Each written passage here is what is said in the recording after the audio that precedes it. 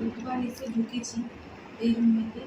তো আজকে চলে যাওয়ার কথা, কিন্তু ছেলে মেয়ে এত বায়না করছে যে তাদের জন্য আজকে থেকে যেতে হলো।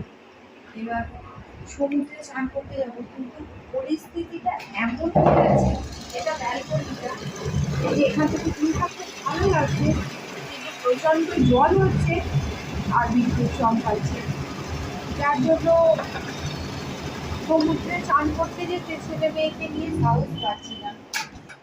এবার ওই জন্য ওদের বাইরে এখন ওরা সুইমিং পুলে স্নান করতে যাবে। চলুন আপনাদেরকে সুইমিং পুলে নিয়ে গিয়ে দেখাবো। আর তার মধ্যে এটা আমরা রুমটা নিয়েছি, এটা বাথরুমটা, এটা এখানে একটা বাথটব নিয়ে আনছি শুধুমাত্র ওদের বায়না মেটানোর জন্য। এই যে বাথটবটা,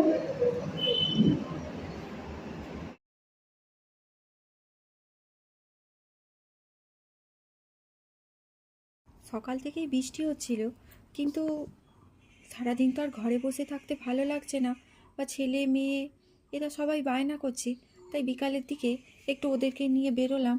ওই মোহনা, তালসারি, ওলতিকা এগুলো একটু ঘুরে নিলাম।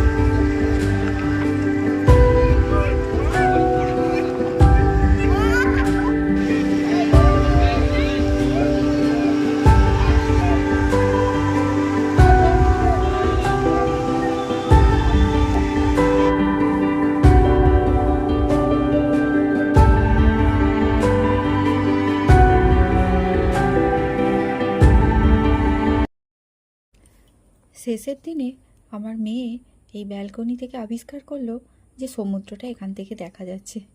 তখন আমার মেয়েকে বললাম, মারে তুই এখন দেখলি, যাক আর কি করা যাবে।